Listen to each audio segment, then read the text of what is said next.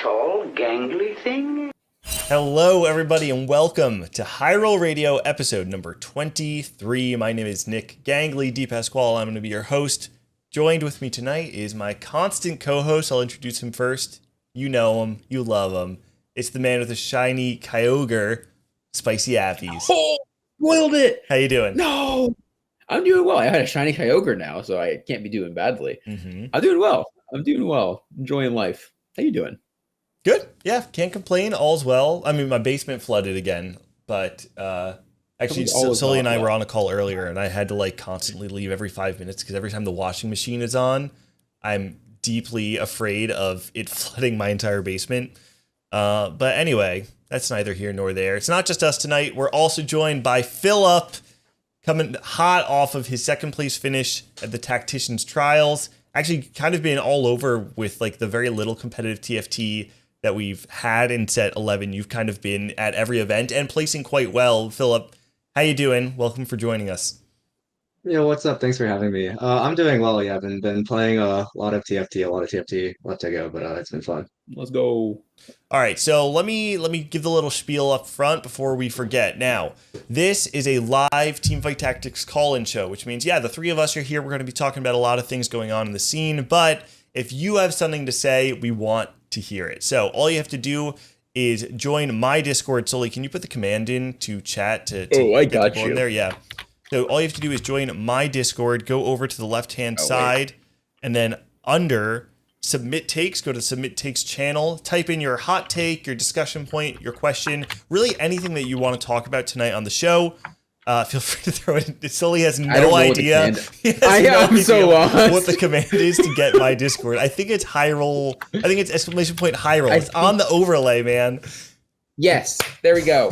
I'm so good at this. We said before the show started, what are the chances that we would be able to get through the show without me having to edit everything? This is strike one. No, this is not an edit, but this is very close.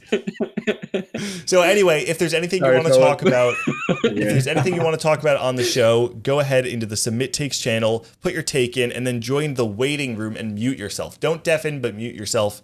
If we like your take, if we have time to talk about it, I'll drag you onto the broadcast channel, and then from there you'll join us on the show. And I can already see it filling up with takes, which is awesome. So, whoa. the take is someone saying that Canada sucks, which we'll get to why that's relevant to this show in just a little bit. So with all that said, hopefully you guys join the show. We'd love to have some takes on. But before we talk about TFT, about some of the things going on and why Canada sucks, let's first talk about how life's going in general. We like to open up the show with a little bit of just what's going on in our lives, maybe even outside of TFT. Sully, why don't you go first? Because you actually did not compete in the Tactician's Trials this past weekend, and I know you've kind of had some other parts of your life going on that you've been pouring some time into. Why don't you tell us about that? Yeah, this is the first time I've ever decided to just take a break for no other reason than because I just didn't. Not that I wasn't interested. I knew I needed a break, so I took one for once, and it felt good, rather than trying to force it. And so I played a lot of Pokemon. I got a shiny Kyogre. I've been playing a lot of VGC, which is the competitive Pokemon format. Going to a tournament soon for that, which is exciting. The new dog is doing. I don't know. Did we have the dog on the last episode of High Roll Radio? I don't think so. No, I believe we were going to get the dog. Yeah, Les and I adopted a dog, and he is really cute. And he originally didn't hate me. He just was very scared of me because he had a thing about being scared of men. And now he's all over me. So we take those. Yeah, just been living life, touching some grass, not playing a billion hours of TFT, which sometimes is okay. Sometimes. Filup, I know I mentioned before you've been playing a lot, you've been competing a lot. Are you full time in TFT? Is that the main? Because I know you stream sometimes, but it's a little bit more rare, right? What is your? Oh, I have a job. I work in risk management at a bank. So the last month has just been that and TFT. Because we've had Cup into Snapshot into Ascension of the Aegis. So it's just been every weekend. Dang. Yeah, you've really been on the grind. Yeah, we could talk about that for a minute too, because I feel like this set, they've changed the competitive format, and with that, the time investment required to play in competitive TFT has just exponentially grown. I mean, back in previous sets, if you qualified for the open bracket of an event, you would play 2 days, and then if you qualified, you would play another 2 days. This time around, because they introduced the full open bracket, which you don't have to compete in, but Philip, I know you did. It basically meant you were playing a 3-day tournament into a 3-day tournament into a 3-day tournament, right? So was it literally 3 weekends back to back, or is there a 1 week break? No, Maybe? the weekend in the middle was snapshot. So because I missed my day three bye in the like 3 weekends ago, I had to grind for a snapshot last weekend, which I didn't make again, so I had to play this weekend. So it's all kind of And my you were fault, but saying that's okay. you also played a PBE tournament as well. So you've just been like TFT out of your mind. Yeah, yeah.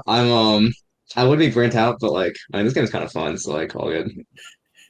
It's a great attitude. You also, not only did you compete in all three, you did quite well. I don't have the numbers in front of me, but if I remember correctly, you went like 9th or 10th in the PBE tournament, and then you placed 6th in the first open tournament, and now 2nd at the Tactician's Trials. So all three of those tournaments, even the PBE one, was quite stacked. And I feel like we've seen, shimmers of success from you in past sets, but we really haven't seen consistent success apart from, I think, a period of set 9, right? Where you had like a few good tournaments in a row. This is the first time I think that we're really seeing you like show up to every event and just pop off in every single one. Do you kind of feel like anything's different this time around? I mean, I think to be fair, these events are a lot easier than like, because like again, like I mean, like for example, like last set, I didn't really have like a very successful set, but it's because I like only played second weekends, right? So like I'd say like both of those were harder than anything I've played in so far. So I mean, I'd like to think I'm improving as a player. But I'm still hoping I can close out and do better in tournaments. So let's talk for a minute about the Tactician's Trials. I feel like this is the most natural place to go. This is for anyone who's listening right now and has not been following competitive TFT with the new format. This is, I guess, what you would call like the second tournament of every series of events. So you have your fully open event that anyone can enter. It's just, I'm assuming, based on the time, like whoever enters before they reach cap. Then you have the Tactician's Trials, which every sub-region in the Americas has a snapshot for. I believe North America was what, like top 100 something, 130, 140? It was less than it was in previous sets, but it was something like that, yeah. Yeah. Because the top cut of that was also less than previous sets because it was top 23 made it to the third iteration of the tournament in this series of 3. And that basically what would have been weekend 2 of tournament's last set it's now technically weekend 2, but like kind of weekend 3 because this open bracket initial thing that's happening. Also, cool thing to know about those is that they're kind of outsourcing them to third party things. Like the last one was run by Aegis, which they have run really awesome grassroots events for a very long time, and so them being able to host like an actual Riot event was really, really cool. I think the next one is at Dallas DreamHack or something. There is another one before that, but the third one is at DreamHack. The third in one Dallas. is okay. There's a second one that has not been announced yet. I saw that on Wikipedia. It lists the DreamHack event as the third one, but we don't know anything about the second. So basically there are 27 days of tournament this set before any kind of like regional finals or anything else is involved. Yeah. But you know what's interesting? I actually reached out to Lawrence. It's so funny. There is a clip on YouTube, it's a Hyrule Radio clip of me saying on the show 2 years ago, why isn't Riot having a fully open bracket part that qualifies you into the first weekend and outsource it to Aegis? I literally say that on the show 2 years ago. And it's funny that it is where we are today. I personally do love that we have this fully open bracket portion of it. I do wonder if we're going to see fewer players of like Filup's caliber enter because of like how it interferes with snapshots. Because I imagine, Filup, like did you feel like you needed to play an Ascension of the Ages, or did you just do it for fun? I mean, I was again just like hoping to get a day 3 bye somehow. Because like I mean I like the timing on that one is a lot nicer too, where it starts at like 7 EST on Friday. And like with the format I had to like take a day off work on Monday. Because like it starts at 4 EST for the tacticians trials. So that's like really my main goal with that, I think. Also just like wanted to try it out, like I got in before the signups closed. I know it's like the Yeah. first one, so. Do you know if you're going to 100%. compete in the next one, if it's the same format? I don't really think I will. I mean, like I think the cups are good for like a lot of players. But like it's a big time investment, and like I think I could have just like been playing ladder instead. I will say, I think it's a net positive on the whole. I really do love the addition of them. I mean, something that stood out to me was there were a lot of players in day one that were just not like never going to get a snapshot into one of the big cups. And to me, like that is why we should have these open bracket. It's like to give those plat and emerald players a taste of competition. To like, this is what it looks like to play with, the big guns. And I think that does way more for the competitive scene than a lot of people give it credit for. Didn't an Emerald player make it to day 3 of Ascension of the Ages? Am I crazy? I think I heard I that. could have sworn that I had an Emerald player in one of my lobbies day 3. I could have. I'm almost positive. Dude, I'm telling you, man, those Emerald gremlins, man, they'll hold you down. Emerald is the hardest rank in TFT. I'm telling you, man. We were playing some TFT in call before the podcast, and it was a sweaty ass game in Emerald. Dude. It was the sweatiest game to like inch out this top 4. Also, Sully's just outing me for being Emerald right now. Let me just let me clear the air. Don't be ashamed of that. I'm going to clear the air because if you were in my Discord, you know this. There is I posted in my Discord saying the tale of 2 patches. Last patch, I played 38 games, 85% top 4 rate. I'm climbing like 1200 LP. I'm Emerald 1 90 LP with like Diamond MMR. I beat DPay. I beat Super Pino. Like I'm taking out everyone on the ladder. And then new patch drops. I've probably played like, I don't even know, another 15 games. I think I've bot forward every single one of them except for like 1 or 2. I've lost like 200 LP since the patch drops. So yeah, it's not looking too hot for your boy, but All good. The games are hard. I'm friends with like Wage and Iverson, who was like climbing his Smurf because he was sitting for a snapshot, and he was complaining that the gold lobbies were like hella hard because there's just like one player every time who's like Astro angling 6 Dryad, hits it, and then outcaps him, and he was hella mad. He says like late game Dryad, so I don't care. So it's just like you're getting cleared. All right, so I do want to talk about Tacticians Trials a little bit because this was the first weekend or second tournament, but it's as if it were the first weekend of previous cups. And there were a lot of really good players in this tournament, not just from NA, but also in LATAM and Brazil. To be honest, I'm still learning a lot of the Latin American players and the Brazilian players. I don't think that's unique to me. I think pretty much everyone in North America is probably only familiar with a handful of different players from each region. But it was cool to see kind of what their second tier of players looked like at the event. From the Americas, though, I want to call out some of the notable advancements and exits. On the advancements, we had Filup, like we said, got second. Wage and Iverson, Casper Wu, Milk returning to competitive play, making it out of the trials. Rainplosion, Groxy, and Replay were the most notable advancements I saw. Of course, a lot of North Americans did make it out. We had 44 on the whole. Qualify into the second weekend, but notable exits. And it's interesting because this is a pretty short list of players that I saw that I was like genuinely surprised did not qualify out. It was only 4 players from North America, which were Goobums, Kiyun, Ramblin, and Ramkev. Pretty much everyone else that I saw that didn't make it out, it was like, oh, that's fit. Like that's not that surprising. So it was pretty cool to see like how well North America actually did in this event. I don't know which one of you wants to take it first, but I'd like to hear, I guess, someone kind of give their thoughts on like seeing North America do well in this event. Did it surprise you or not? I'm curious about what Philip's thoughts are, considering he also competed in that environment. I was really surprised NA did well, or like I'm honestly surprised more by some of the like players that got eliminated. I think that or I just had really easy games, but I feel like NA ladder actually preps you really well for like a lot of these scenarios. Like really common like sort of like weakness I saw in like other regions players is like the full open like fortune line. Where like obviously you played the days before Snapshot.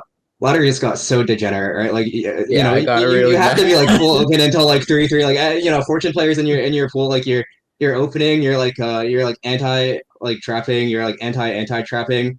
And just like I feel like those reps got me so far because like I didn't I think I got my fortune goofed like one time the entire tournament. And it was by like Rainplosion, right? Like I think like not having um that sort of ladder experience probably hurts you when like you're playing in these more experienced lobbies. And like How you know, much I does mean, Fortune Fortune is just play like into one it? example. Was it Well, like Fortune is just like one example, right? It's just like okay?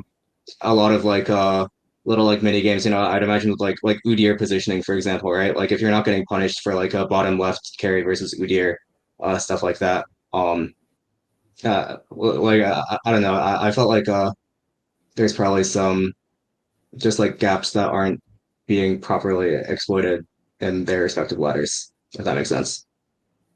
Did you feel like Yeah. on the whole, if you had to compare it to the difficulty of solo queue, obviously you had a really strong weekend. So on some level, of course, it's always, there's always going to be some element of variance, but the fact that it's over 3 days, 18 games is a significant sample size. How would you compare the tournament to like your average solo queue experience? I thought solo queue felt harder. You know, like before day three, okay, like after day one and day two, I like really psyched myself out because I just said like, okay, like there's no bonus points. I'm just getting lucky with like lobbies. I'm getting like high roll games. So I went and played some solo queue and I went like 8-8 before tournament. And then like my first lobby was like hella hard too. I had like I knew every single player in my lobby from like NA Challenger. So I was like, okay, like I'm gonna be exposed as a fraud. I'm going like dead last. But then like my I don't know that lobby was actually kind of hard. I took like my only bot for the day, in that lobby. But then my other lobbies, I felt like I wasn't really getting punished for like playing weaker boards than I was supposed to. I feel like a lot of the tournament, I sort of defaulted into just like a strong early game or like lost streak early game if I didn't feel like I had any opener into like a 4-2 default. And then like whatever board I could flex around on 4-2 was usually strong enough to like win at this stage or like you know get me to stage 5 like pretty healthy. Which like I don't think I can really do in solo queue. So Mm. With the obviously with the new patch, there is a certain strength given to forecast right now. If anyone's watching this in a time capsule, they have just added a ton of bonus HP to every single forecast in the game, essentially making 1-star forecast significantly more stable. But they've also adjusted the three cost odds on 7, making 3-star 3 costs on 7 less consistent. What that means right now is that we're living in a big old pot of 4-cost soup, and everyone's going level 8 and trying to build these really flexible boards around a variety of different forecasts. Philip, Every forecast is just like a slab of wagyu, and you just throw them all in the pot and just see what pops out. I think Nick had a really good. Sorry, I didn't mean to interrupt, but I think you had a really funny description of what this patch is when we were in the call earlier. You want to say what that was? But I called it an ego patch. Is that what Yeah, it's an ego. Yeah, this is the patch. I've described it as like every player who is like, oh, I finally have a patch where I can be skill expressive. Like I can just flex around forecasts like I want. Everyone thinks they're dish soap, and all they're doing is buying every single purple unit or pink unit, whatever the color is, every single forecast, just slapping it on their board, calling it a day, and everyone gets to feel good about themselves because they accidentally just like hit a Lissandra on their roll down. And yeah, the board's like Annie 2, Ornn 2, Silas 2. They have no synergies. That like Ash 2, and they're like, man, I'm fucking cooking. Brilliant. Oh my god, my board's insane.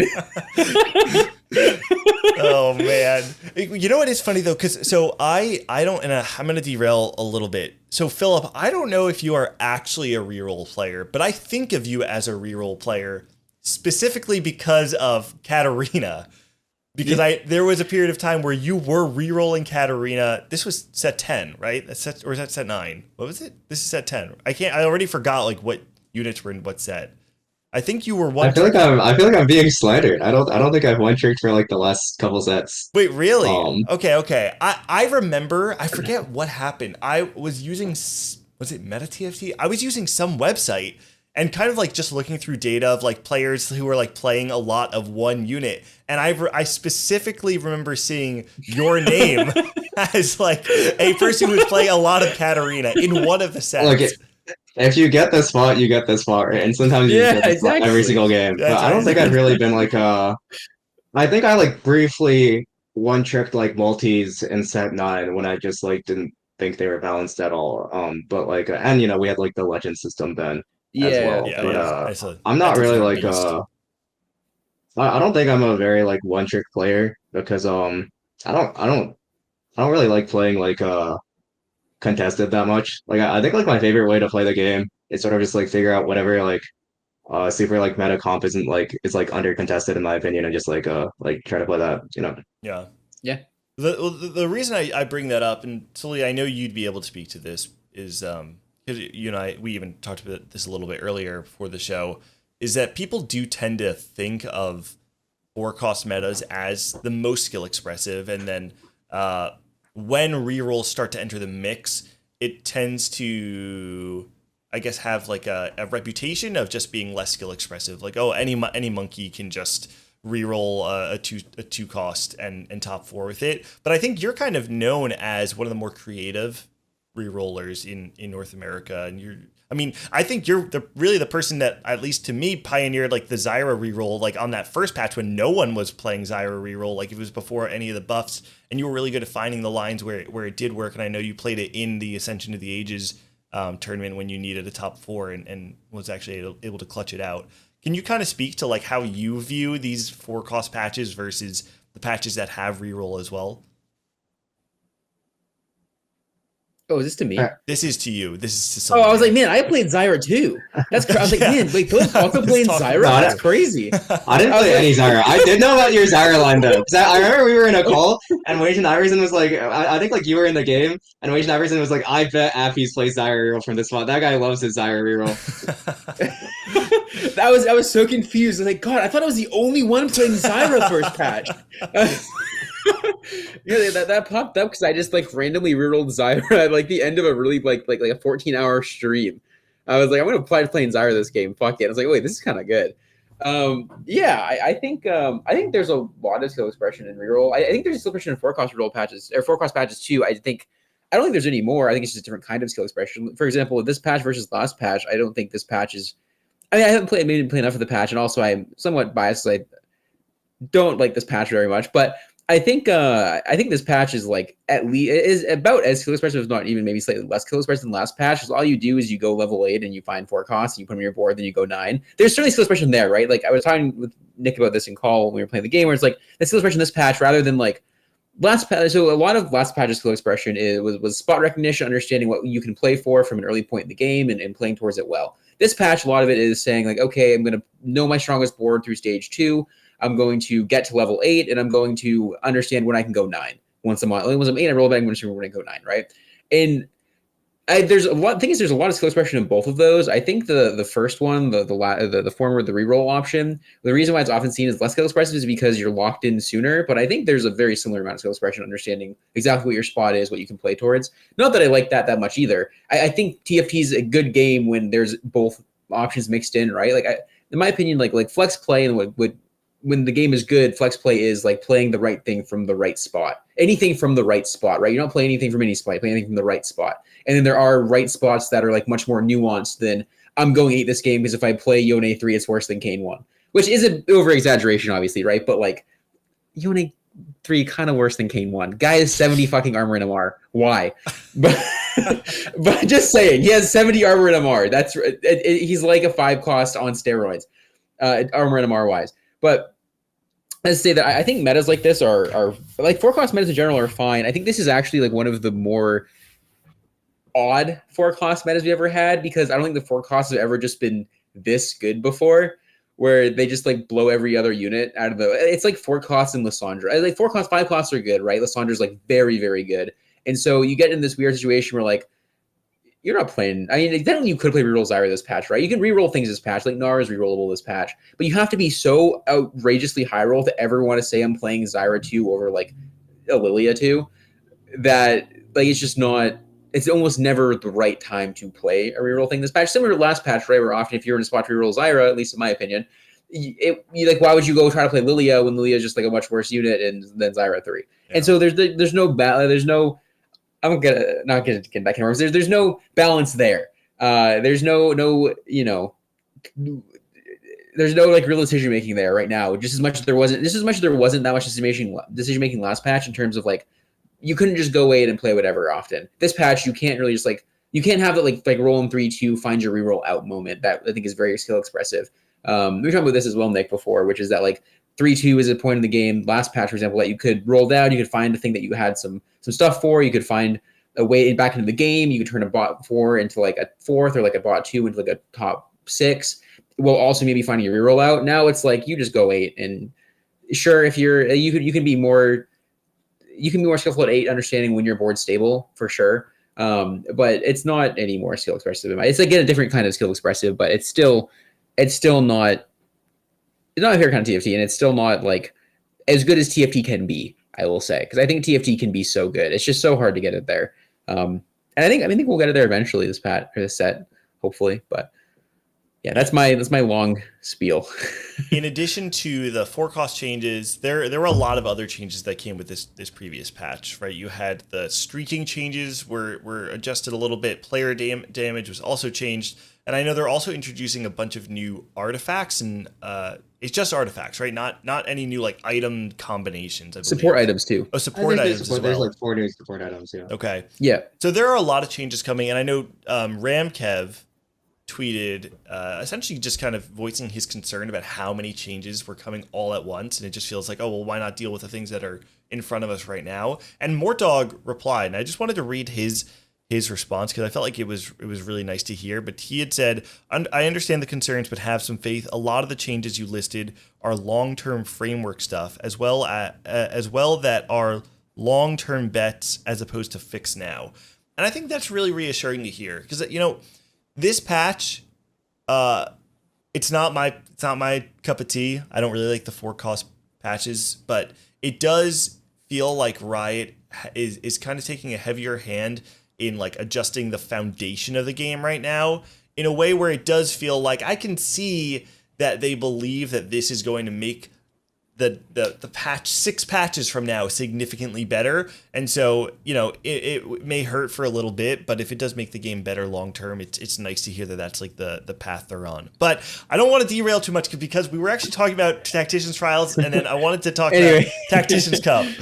So the Tacticians Trials ended, and I want to draw attention to the fact that 44 North Americans advanced, 8 Brazilian players advanced, and 6 Latin American players advanced from the field, which means that going into the Tacticians Cup this weekend, there are 71 North American players, and then 28 Brazilian players and 29 Latin American players. That means that we have more than half the field going into this weekend. So all in all, we actually have more players making weekend 2 than we would have previous set, right? Which actually, I think when people saw the initial format, the concern was like, oh my gosh, like we have to play through weekend 1 now. But it's actually kind of, it feels justified now, where it's like, no, we actually just smurfed through weekend 1, and now we have 71 players on top of the 23 that are 71 players total, with only 23 getting that auto qualification. So the question I did have for the both of you, and I'll throw this to Filup, because Sully did get the floor for a little bit. How many players from North America are you expecting to see in top 32? Say it. Probably like, I know you want to. like 29 or like 27. 32. 27-ish. 29 is a lot of people. Yeah, I mean, it sort of depends on like lobbies and stuff, right? I think there's like but it's 20. I mean, the expected number is like 24, right? If it's just like a if everyone has an even the chance, percentage. if everyone has an even chance, it would be 18. Oh, well, probably 25. Okay. I'll work it down a little bit, but like, I mean, I don't know. I think each of like the other regions has like a very strong like 2 or 3 players. But then there's like usually a big drop off after that is like a sort of what I've observed. I feel like from like watching regional finals and all. I mean, it's not even just like the like North American region or like the American regions. Like I think like outside of like CN and maybe EU, like most other regions just have this like sharp drop off after like the like solidly tier one players. Um, but I feel like NA like EU, CN are like three regions that like usually go pretty deep. Um, so I think like 25 is pretty reasonable. Okay. Okay. Yeah. Sully, what do you think? Yeah, totally agree. I feel like Philip's spot on that. There's always you've seen this in like the world stage very frequently, right? Where like Japan always has someone even potentially winning the tournament title, cough cough. There's always some LATAM in finals. There's always like people from these regions that are considered weaker that are just insanely good at the game, and there is top level talent in every region for sure that can compete against every other region. But I think that NA and EU and China do run deeper, and so I think it is likely that there will be a lot more NA. Like I think like 25 is a really solid number, like a solid estimate. But certainly there are people from other regions of the Americas that can do super well and are can compete on the level of North American top players. Just I think it does run deeper in North America.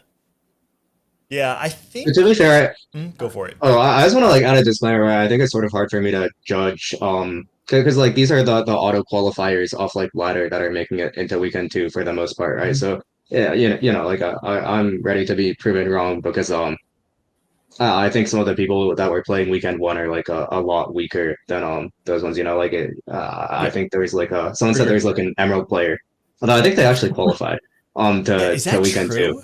Wait, did they? Oh wait, how did an Emerald player get like off an Emerald player? From I think okay. How did that happen? They were challenger before. I don't know how they qualified. But that I heard from like Jordan stream. But yeah, I mean like my point is basically like it's probably unfair. I think I like sort of perceive the overall play of their regions as weaker just from like the weekend one experience, but like it's possible that's like slanted just to like like small sample size and like the sampling being like a lot lower ranked. Yeah, definitely. I mean, and I think it's interesting because even North America, well, actually, and it's exactly what you just said, Philip, that even North America has been noted to have a drop off between the tier 1 and tier 2 players, right? I remember I've heard plenty of EU players saying like, oh, NA may have like the peak, but EU has the depth, and North America certainly doesn't have the same depth as Europe. But if that's true of us, how much more true is it of Latin America and Brazil? Because we know that, yeah, like Sully said, we've seen both of those regions perform at the highest level. Relic making top 8 at the World Championships last set. Brazil, I mean, the one I can think of is Slooper. I don't know how many times they actually have made top 8 apart from Slooper back in set 3. But both of those regions have consistently made Brazil has actually struggled in the World Championship quite a bit. LATAM has consistently had one player in the top 8 at many, many World Championships. And so they clearly do have the peak. It's just the depth. And if the... How can you say NA has no depth? Like, isn't it like every time like NA does like every single NA player at Worlds does well, even when they're not like considered like in that like tier 1 in NA? Like, isn't that like this? Oh yeah, they're EU. They're just saying. Yeah. Yeah, I mean, to be fair, EMEA does have a significantly larger player base. And I think this is, so my theory on why I think EMEA players will say that they have the depth is because they've never had a player with consistency in their region. They don't have players who... It sounds like I'm flaming, but I'm not. I got you, Gangly. It's because they all stink. So to cope with that, it's just like, oh, it's because we're really deep. It's like everyone is right. No, exactly. Because it's the incredible syndrome. It's the if everyone's a hero, nobody is. That's what EMEA is dealing with right now. I feel like EMEA for sure has some like notable players, right? Like I think like Wet Jungler I think is really good. Like Double 61 is like they're like GOAT, right? Yeah. But even then, like, so man, and I'm gonna get flamed. I know. I like Casey Double is definitely the one person you can point to because he's made world Worlds 3 times, right? 3 times I think he's made it. I know he made it. He won. He won the fake one. It doesn't count. Everyone stuck to TFT then. Hot take. Dude, you're gonna be crucified by EU after this. No. So I'm just kidding. Casey double won Worlds, and then he made it back in set 6, and then I think he made it another time, right? But then also obviously he had a really deep run at Vegas as well, and he is like the one player you can point to as multiple accolades. But apart from that, like they've only had, is it one person in the entirety of EMEA history to have won 2 GSCs, like their main tournaments, like how we have like a different cup every event. I think they only have one player who has ever won more than one. Yeah, that's crazy. Right. So that's what I'm saying. It's like, I think it's because of that they're like, oh no, everybody must just be amazing, because if not, then somebody would have won twice. That's my hot take. And I don't know if I'm like, maybe I'm on something right now, but that is my theory about EMEA. How many does NA have other than, like I know Karim and Setsuko did it a couple sets ago. So, multiple. And I guess like, can you count Malala? So yeah, I would count Malala. So Appies has won multiple events. Kyvix has won multiple events. Kyvix is the only player to have won a mid-set and a regionals, right? I think. Kurum. Oh, because that was, yeah. Setsuko. Man, I know this, and it's escaping me right now. I believe there are 6 players who have done it. I believe there are 6. Okay. Yeah, I think a little bit of that was like before my time. So like, yeah, I mean, that's interesting to know for sure. Yeah, I don't know. I the list is significantly larger in NA than it is in EMEA, but I think even more so is that we have multiple players who have won more than 2. We have Setsuko, who has won 3 or 4 events. He won 1, and then he won 1 in set 8, and then he won 2 in set 9. Yeah, and then Kurum has won 3 events, and then Malala, if you count him, has 3 events if you count Vegas, KDA, and then World Championship. So to me, it's like easy three. To me, the fact that North America not only has multiple players with 2 wins, but multiple players with 3 wins, that I think that's why like EMEA will sometimes look at NA and say like, no, their peak is just really high, but they don't have the same depth that we have, because anyone's capable of winning in EMEA, which again sounds like flame. That's not what I meant. Not anyone is capable of winning in EMEA, but they've just had such a large pool of players who have won in EMEA. But they also just have a million players, right? They have so many more players than we do that and there actually is probably some credence to this claim that they are deeper, right? No, I don't think so. I've instigated enough for today, so I'll think of that. Someone send a clip to Panda, and then he can. No! Don't send it to Panda. Don't send it to Panda.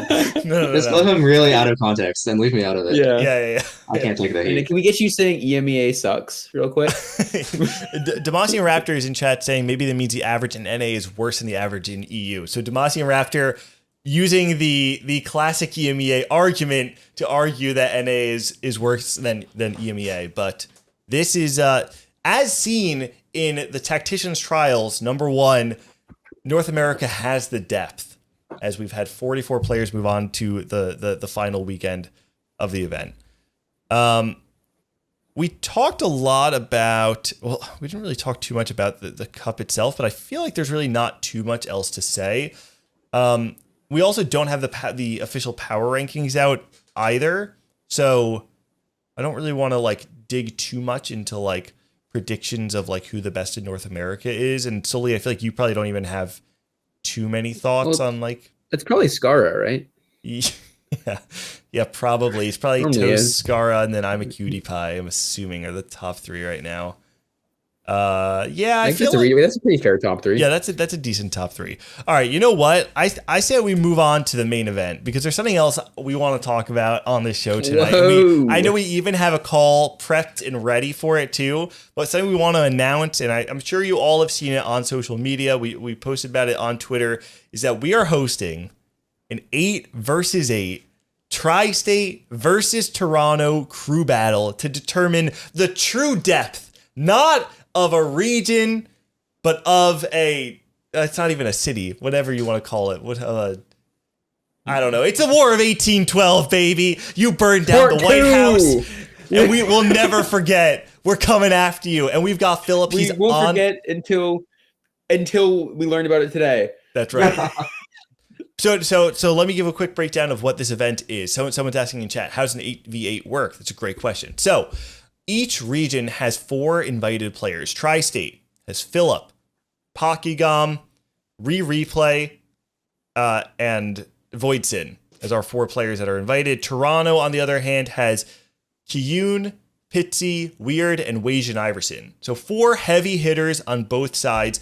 And then from there, we have 4 qualified players who will be playing through a qualifier on April 30th. Both regions have their qualifier on the first night, or on the same night.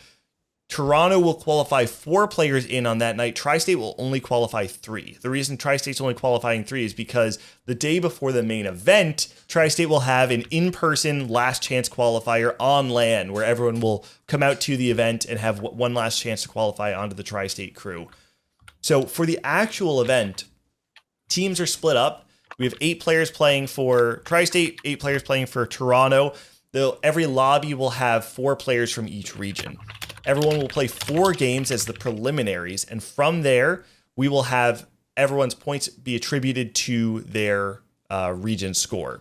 After 4 games, the top 4 point scorers from each region will advance into a finals, where the points won't be reset, but only the top 4 point scorers from each region will play the final 2 games, where you will have one last chance to win it for your region. And then after 6 games, one region will be crowned a champion and have their fair share of a $2,000 prize pool.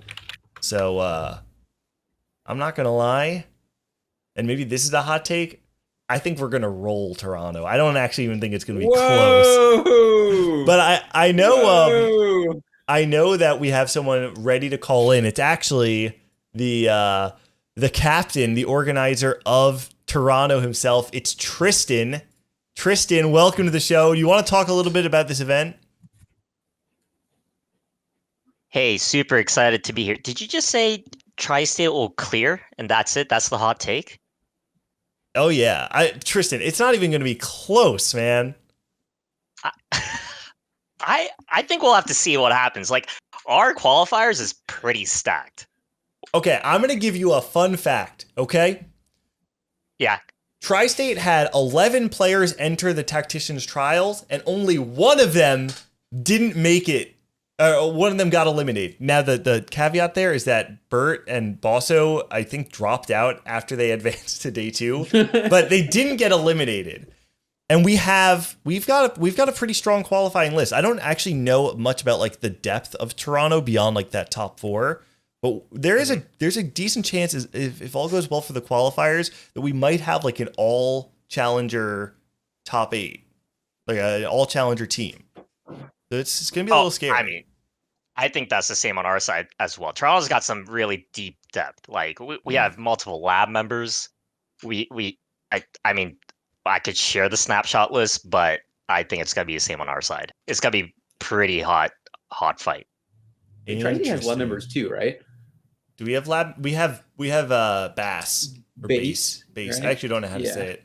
I used to call him Bass, and then he told me it was Base. Oh, it is Base. So yeah. I think. Well, so Filup, let's hear from you, because you are one of the invited players going into this event.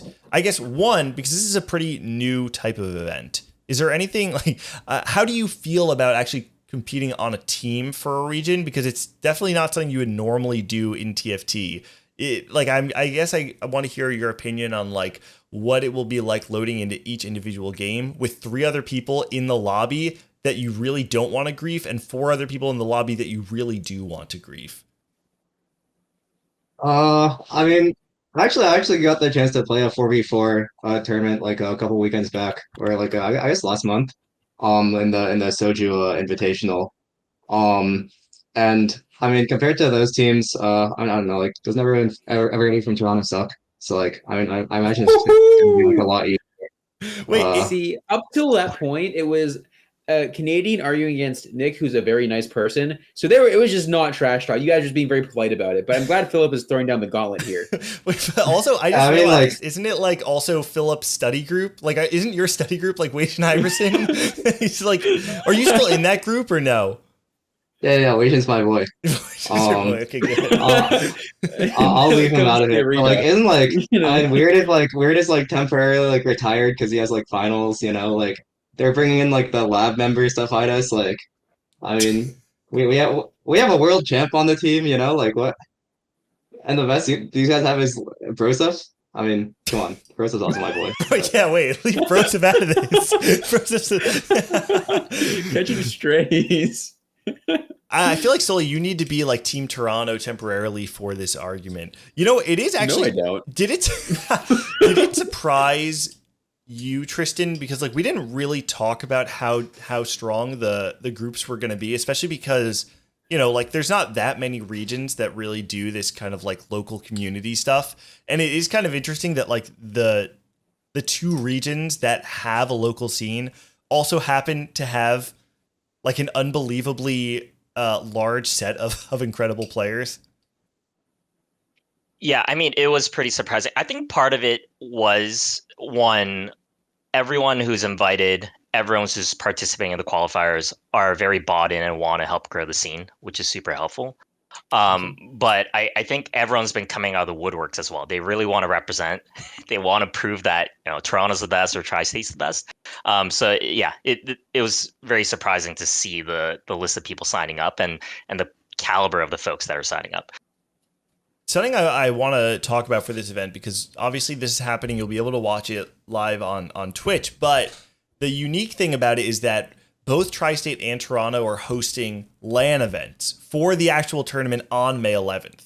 And so if anyone is watching this show or is listening to this podcast and you're from anywhere near the New York Tri-State area or near Toronto, 100% come out to this event. I'm telling you right now, the number one way to support this tournament is not watching it online. It is getting your feet in the door of the actual event. It goes so far for both of us, to be for both Toronto and Tri-State, to be able to show that we're able to get people in person at our events. And I mean, both Tri-State and Toronto, this is not our first time hosting events. Philip's actually wearing his TC4 merch right now from one of our Tactician's Crowns, the event which we can no longer run under its original name. Thanks, Riot.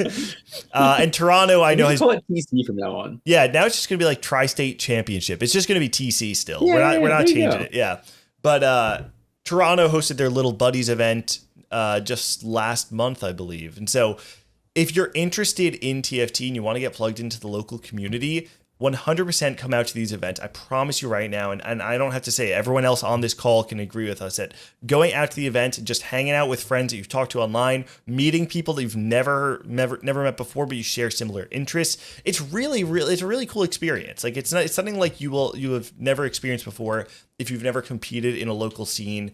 Sully and I come from Smash originally, and so we've really gotten to experience this, in like a variety of different ways. But I mean, I can tell you right now, like if you're anywhere within driving distance and you want to come out, May 11th, come out to the Tri-State event, to the Toronto event. You can find all the info on either on my Twitter, where you can find different links to the event info there, or you can go to the Tri-State or Toronto Discord, both of which you can find, I guess, through my Twitter. So maybe we should link that actually in the chat, and I'll put it in the description of the show.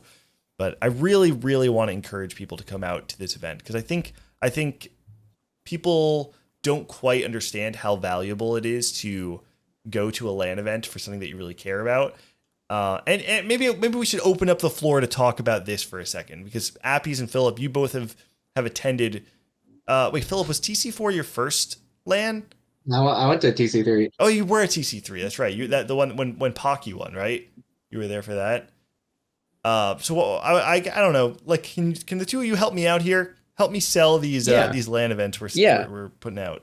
I think, and this again, we came from Smash, and in Smash, obviously you don't really compete without going to some kind of in-person thing generally. Obviously there's like a lot of online stuff, but at least back in our day, back in Nick's day, in the Dino age of Melee, and my day in the not Dino age, but still kind of Dino age of Smash 4, like going to meet your scene and like seeing storylines play out in person and like the energy of a room, it really changes your experience like 100%. And after going to stuff like all their TC2, 3, and 4, going to Vegas, going to Summit, like TFT lands have the exact same effect. It totally changes how you experience it. Like the level of community, the level of just like energy in a room, it really makes it such a cool experience. And it's something that TFT's been missing for a long time as an online game, right? I'm sure it's probably very similar for like League of Legends and then like other Riot games, because generally it's traditionally like an online, they do stuff online, right? And so getting that in-person experience I'm not gonna say it's life-changing unless TFT is your whole life, then it probably is. But it will totally change how you approach the game, how you approach the community, how special it all feels. I think it's really something you need to experience at least once, in my opinion, if you like TFT a lot. And there are lots of ways to get involved, right? Like if you're in Toronto and Tri-State, maybe we'll eventually run like a New England one if there's any New England listeners. Kevin and I can just send one, fuck it. And I'm sure, I think as time goes on, right, there's going to be more and more lands popping up all over the country, all over the world. I'm sure even in, so there was like, was it Calculated Loss, right, was what it was in California. So they're popping up. And so keep an eye out and definitely try to get involved. I don't know if you have anything more you want to add, Philip.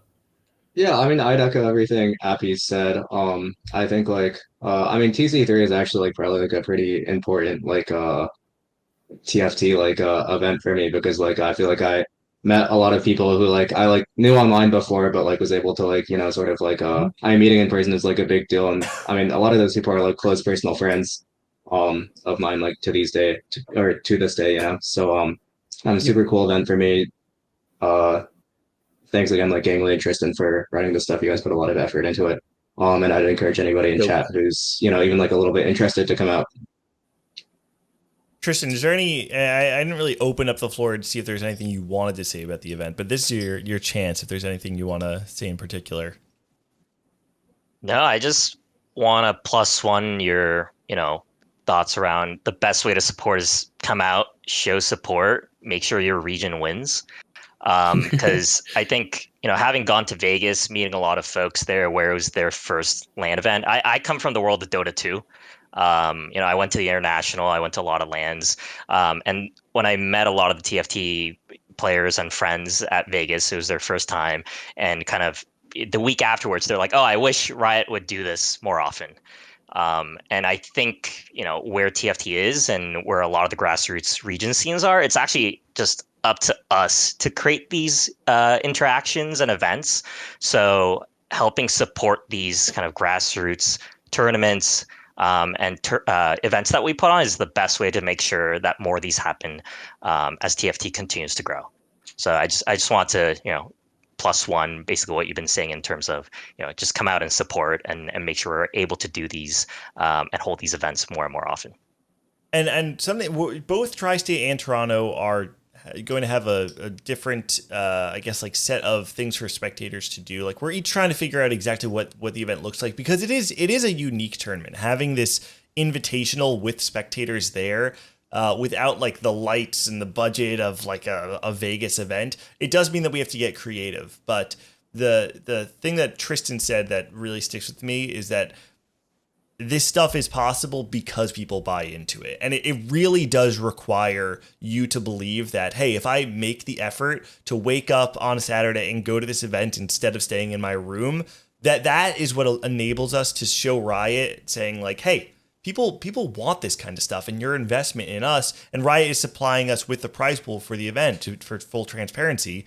When we're able to show people like Riot or additional sponsors that there is a local scene that's plugged in, that's committed, and that is willing to invest in it with their time, then it's so much easier for us to sell these things and get them off the ground.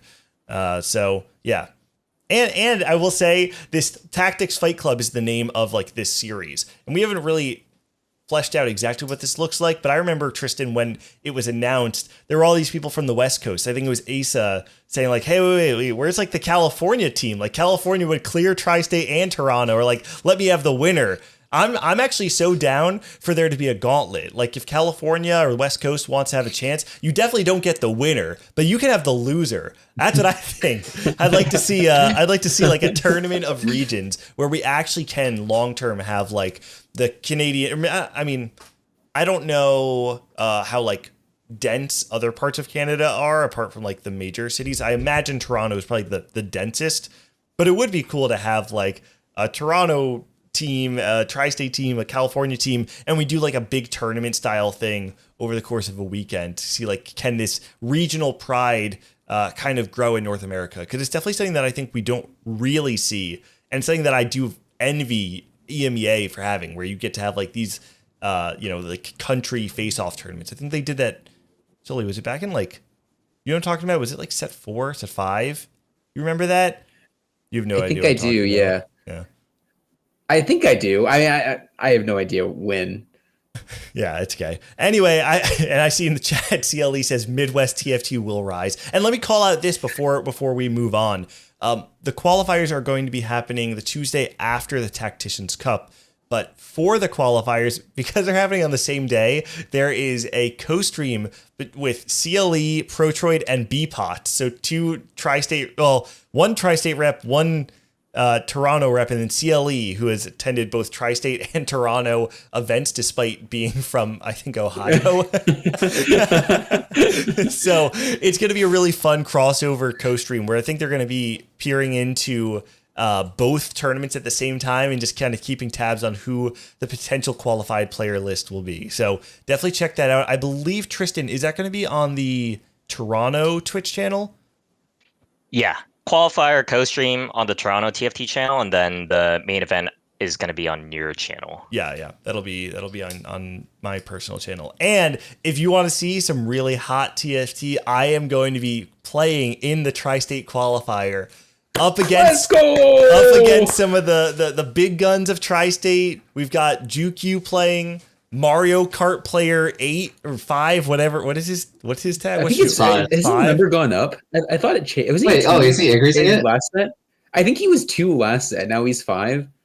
I feel like maybe he went up again. Maybe I'm just lying. I don't know. we've got some big guns. I know Invective is playing. No, Pizanka's not playing. Bosso is playing. Oh, really? Yeah, Pizanka's not playing? Pizanka's not playing, no. But we've got Lil Top. We've got, you know who entered, who signed up for the forum is Bopster. Bopster is not from Tri-State. I think he's from like Virginia or something. I need to have a talk with him. That's the third state. Wait, if Bopster signs up, I'm signing up too. Yeah.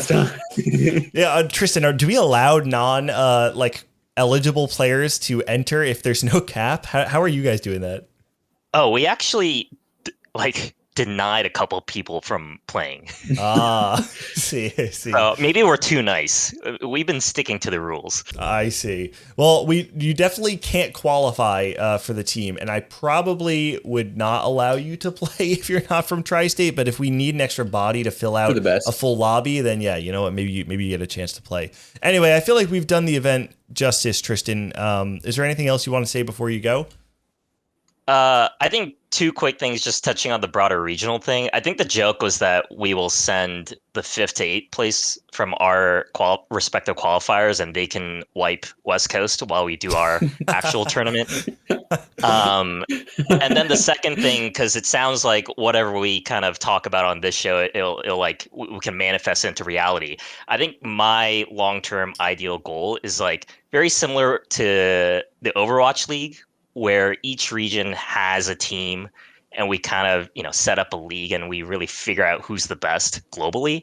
I feel that'd be really cool in terms of where Tactics Fight Club goes. That'd be so sick. That would be really cool.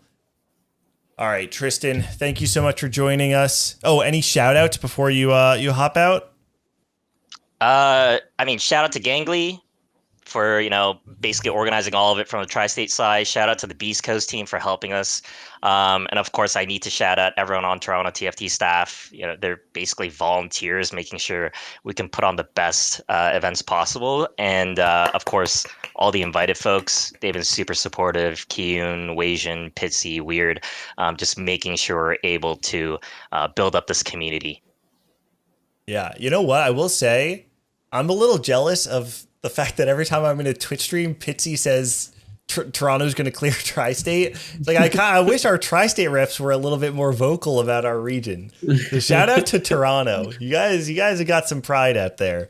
But Tristan, thanks so much for joining us. I'm gonna send you off, but we'll talk to you soon. We'll definitely see you for the event. Yeah. Thanks, guys. All right. See you, man. All right. It's gonna be such a cool event. Oh, it's going to be a lot of fun. It's going to be a ton of fun. And something I do want to call out, I don't think I mentioned this, is because we're trying to figure out exactly how to make this like a spectator-friendly event, we are going to have a fully rotating spectator or a commentary couch where anyone can come onto the couch and talk trash, talk about the games, do whatever. I really like when I was using I was talking to someone about the event, and I said that I wanted this to feel kind of old school. Like I want this event to feel like you're going over your friend's house to play video games with them, and you're just like watching each other over each other's shoulders, and you're just yelling at each other, and it's like it feels really close knit and homey-ish. And yeah, if we can make that work, if we can get a crowd of 30 to 40 people to huddle around each other in Brooklyn and just scream for Filup, Pocky, Voidson, replay, like then we're doing something right. And I think there's a lot of potential there. I do see that someone joined the waiting room, but I don't see a take. Does anyone know what this is? Oh, it's Jim Ray. He just said NA is getting a little too comfortable regarding other regions. Oh, let's harken back to your EMEA hate. Let's do this. Okay. All right, Jim Ray is here. Jim Ray, you can Let's unmute go. yourself whenever you get a chance. Welcome to the show. What do you want to say, Jim Ray? Oh, no, I just typed a take because you guys are getting a little too comfortable. It's I watched back the time. VOD, I watched the EU flame. I also think it's not just EU, it's also like you guys are playing in Americas now. I think BR and Latin America actually have some really good top players that are going to perform during the Cup. They just didn't get to play during the Open Qualifier, obviously, because they were already qualified. So is there anyone in particular from Latin America or Brazil that you have your eyes on that you think we should be watching out for? Latin America, two names you should watch out for: Altanawe and Michael. You probably all know them already, right? Yeah. I think they were both at Lost Worlds. Mm-hmm. And from Brazil, it's Ego Illusions. Interesting. Oh, okay. Are they Brazil? I didn't know that. I recognize the name. I never realized that they were from Brazil. Good to know. Yeah, they were from Brazil, and they were actually at set 9 Worlds. And I think they performed pretty well, but they just barely missed out on top 8 during that set. Gotcha.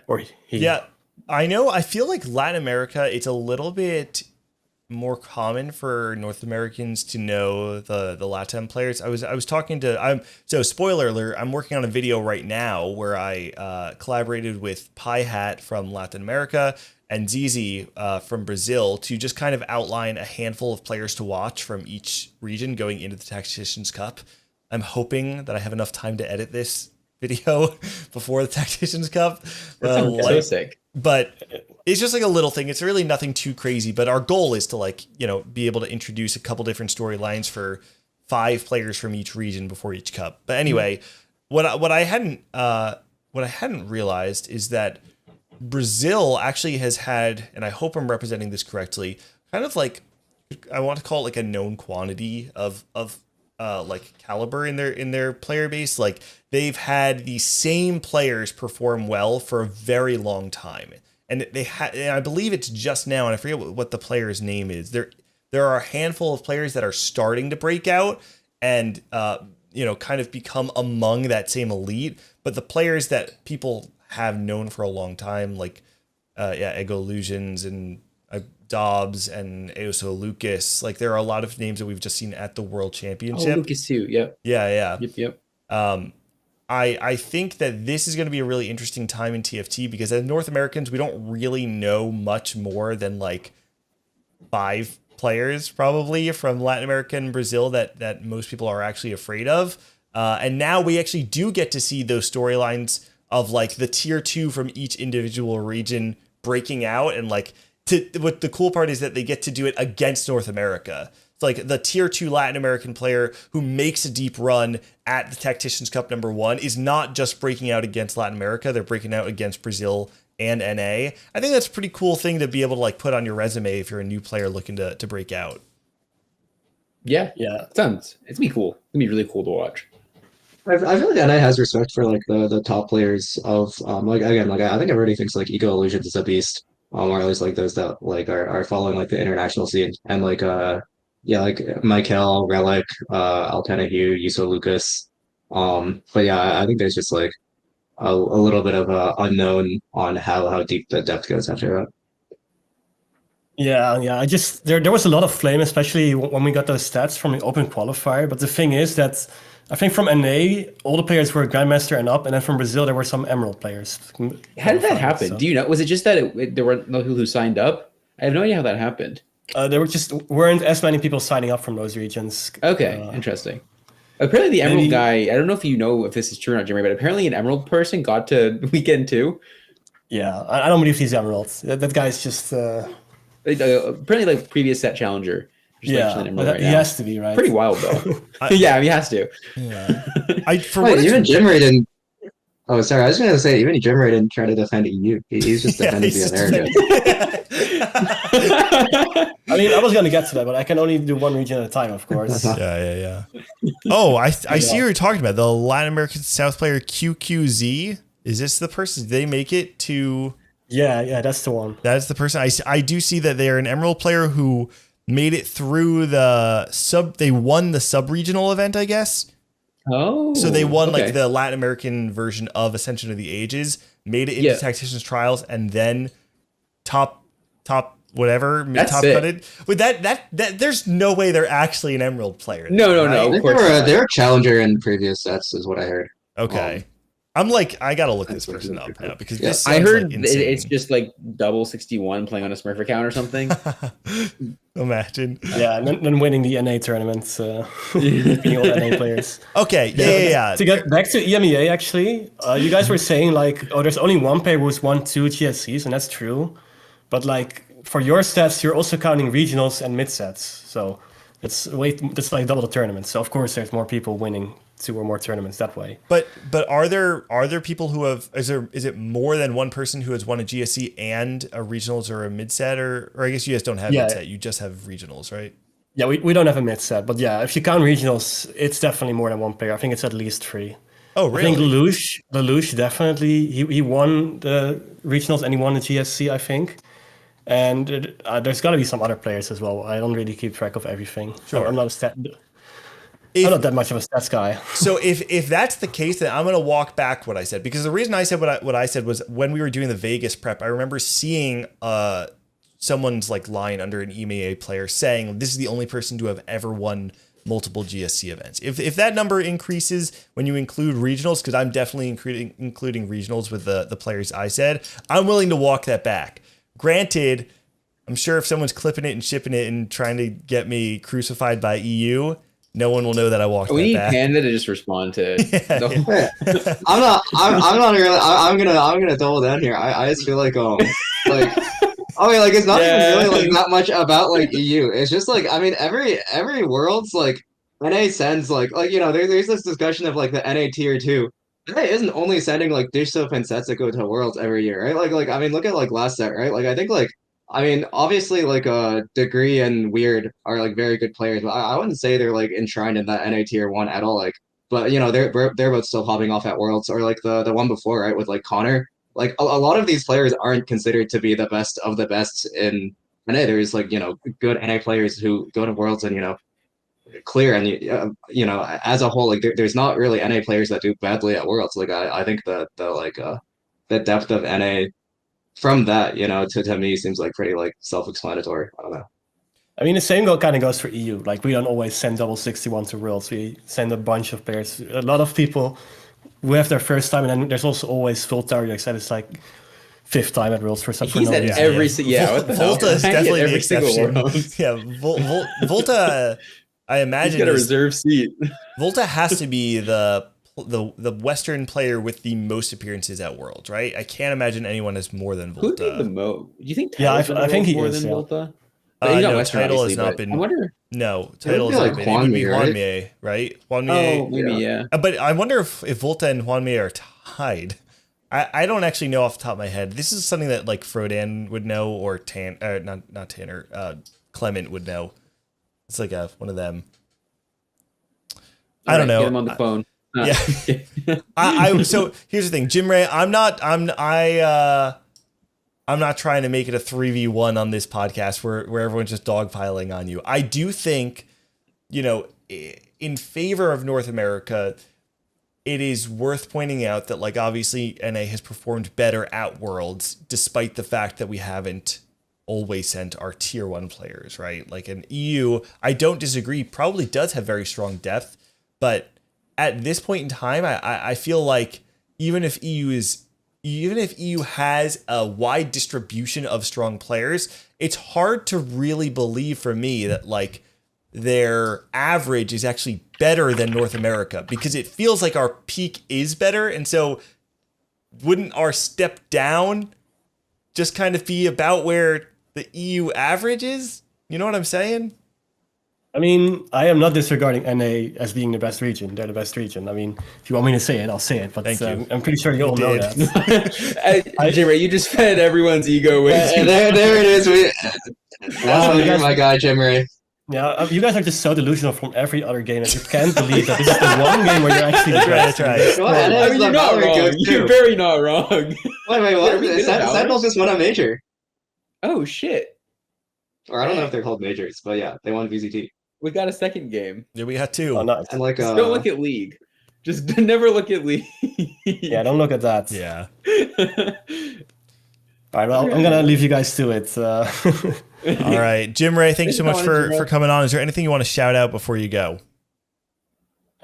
Shout out to the GSC still having a broadcast. Bye-bye.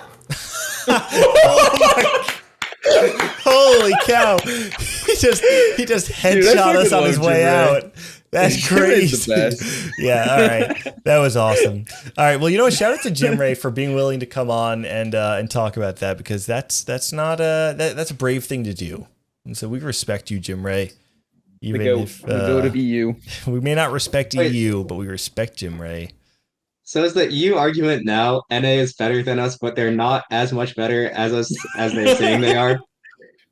We can make that the narrative. I think it sounded to me like he was saying NA is better than us, but we're probably better than the Diamond 1 Brazilian players that are competing in the trials. That's the bar that I got out of that conversation. I can get behind that. Yeah. That's fine. I'll accept it. Okay. Hey, you know what? And speaking of shout outs, I want to give a shout out right now to I don't know if their tag is Natural 8 or Mike Elm, something. It's one of those, but it is someone who signed up for the Tri-State qualifier, and I saw them join during Discord. Sorry, during the show. So shout out to you, listener to this podcast, who's now competing in the qualifier. Best of luck to you, but you're gonna have to go through me if you want to make it onto this stage. The gauntlet is Toronto by himself. That's right. Everyone else sit down. I got this. Give me 8 PCs. All right. Anyway, it's 9:16 right now. We've had a pretty good run of this show. We're pretty much out of things for us to talk about. But we are. Actually, we're not. Nick, you never talked about how you've been lately at the start of the show. Oh. Spill the beans. Okay. Yeah. I'll talk about me. So I am doing pretty good. Some people might have saw I tweeted a few things the last couple of weeks. I was going through a weird season for a few weeks of probably the strongest season of burnout I've ever experienced in my entire life, to the point where for like 2 to 3 weeks, I just wanted to do nothing. I could not enjoy anything. I did not want to work. I did not want to play games. I just wanted to do nothing at all. And it was crazy. I've just never really gone through that before. I'm certainly not like the most ambitious person in the world, but like, everyone has a bar that they're used to. And so to be out of that for what to me felt like a significant amount of time, like 3 weeks is a long time, was pretty discouraging. But I'm happy to say that I'm out of that season now. I'm, back to my old ways. I'm feeling good. I'm feeling really revitalized. You know what? It's interesting. I think that the thing that made me realize that I was in this season was that we had all the Tri-State Toronto stuff going on. And for a while, I was just like, man, I don't feel as passionate about this as I know I should. And then when I snapped out of it and I got like super excited about everything again, I was like, oh my gosh, let's go. And I realized like, thank God that I am out of that season, because I am just so ready to be back. So I'm doing good. Thank you for asking.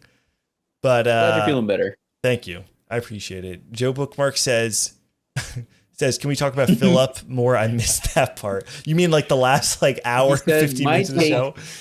Filup made Malala and deserves a world's belt. How do you feel with that comment, Filup? Can we have Joe call in and defend that take real quick? We have what, 10 minutes? Bookmark's my guy. That's a good take. Yeah.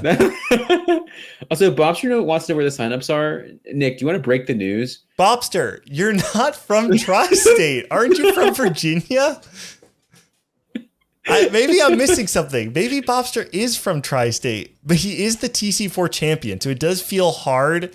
It feels wrong for me to deny him a spot on the Tri-State team, but I don't know if I can rightfully give someone a spot on the Tri-State team. Bro, I'm hella close, trust. 2-hour drive, no diff. Yeah, down for Bobster to take a temporary position at like the Wendy's down the street from me and just live at my house for a week and make it on the Tri-State team. New England? Like, can Bobster be on the New England team? It's south of me. There's no way that it is. It's okay, but like it's close enough, right? It's like 4 hours from me. I don't know why he's saying 2 it's hours. Like close enough. No way that's true. Bobster did way too well at TC4, and now we're preventing him from playing lanes ever again. That's right. To give everyone else a chance. Bobster, I'm down if we need an extra person in the qualifier to get 32 people. You are more than welcome to play. As the champion of TC4, I cannot deny you that. But I do not think that I can rightfully put you on the team, on the Tri-State team, when you are not from Tri-State. I'm sorry, buddy. Maybe next time. Okay, I think now we are safely out on the other side. We're good. Done with everything. Yes. Last couple housekeeping things to mention. Number one is that we have a new issue of the Hyper Roll coming out this week. CLE's in chat right now. He can confirm that it's either coming out tomorrow or the day after, depending on when we can finish that. I have not done any of my sections yet, including my player spotlight on Filup, which will be releasing in this week's edition. So keep an eye out for that. Thank you, Appies, for the command in chat. If you are not subscribed to the newsletter, use that link in chat right now, hyperroll.beehive.com, and the newest edition will go straight to your inbox on Wednesday or Thursday morning when it releases, with all of the meta resources you need. And one thing we're doing this issue is taking some of our favorite Twitter threads and linking them. So in case you missed everything, it will be delivered straight to you. It's basically TFT Hub in your email. So if that sounds interesting to you, give it a subscribe, and it'll be a nice little 5 to 10 minute read on a Thursday or Wednesday morning. You can cuddle up with your coffee and get a blanket and just read through all the meta stuff that you need to gain infinite LP. And I promise you, it's working for me. I'm not down 200 LP. These resources are great. They're foolproof. Not anymore. I'm down 190. I'm down 190 thanks to Sully. Anyway, that's going to do it from me. I guess shout out to the Toronto crew. Shout out to Tristan, who came on the show earlier. Seriously, it's an amazing group of people. It is a shame that we are going to have to do what we are going to do to them at the event, but love those guys. Shout out to all of them to making it happen. And shout out to Beast Coast, who is doing a ton to make the event happen. They're helping us out with the venue and doing a bunch of graphic design work with us and just offering so many resources on the back end. So shout out to them. And shout out to Filup for coming on, especially with such short notice after making the making top 2 at the event. And Sully, I feel like we both are kind of experienced. We both were going through this season of realizing we needed a break. So shout out to the two of us for mental health. Yeah, Guy, we got it. Yeah, we're back in it. We're back. All right, why don't you another go episode soon? Why don't you go ahead and give your shout out, Sully? Yeah, I shout out to you obviously for getting back into the swing of things, and we can keep on the saddle. Obviously, shout out to Filup, Pogo. Shout out to my parents. Shout out to my dog, my cat. Shout out to my mom's dog, my mom and dad's other dog. Shout out to people in the universe. Shout out to the mountain that I drive by sometimes. Shout out to any body of water I sometimes see. Shout out to the fish living in that body. That's a thankful man right there. Yeah. What you got, Filup? Anything? Well, I think you covered basically everyone I was gonna cover. The fish in particular, I'm assuming. But yeah, I wanted the fish. You didn't even leave me that. Yeah, I mean, thanks for having me on. I take it back. You can have it. Oh no, fuck the fish. Yeah. Thanks for having me on. Yeah, I mean, I appreciate all the work you guys do, and like, yeah, looking forward to the Tri-State Toronto 4v4 AP8. And nothing else for me other than it's been fun. All right, everybody. Well, thank you so much for tuning in to this episode of High Roll Radio. All of you watching live on Twitch right now, thank you so much for being here. If you're listening on the podcast version, don't forget that you can watch live. Call in yourself at twitch.tv/SPICYAPPIES whenever we do this podcast. Just keep in touch and go to Twitter and stuff to find out when the next one is. We've been a little flaky, but I promise Tomorrow, probably. we're back. We're so back. Anyway, We're so back. if you enjoyed the show, make sure to subscribe on YouTube. Follow it on your favorite podcast app on Spotify or Apple Podcast. Does a lot to help the show keep going. So thank you everyone for tuning in. That's going to do it for High Roll Radio episode number 23. We'll catch you next time.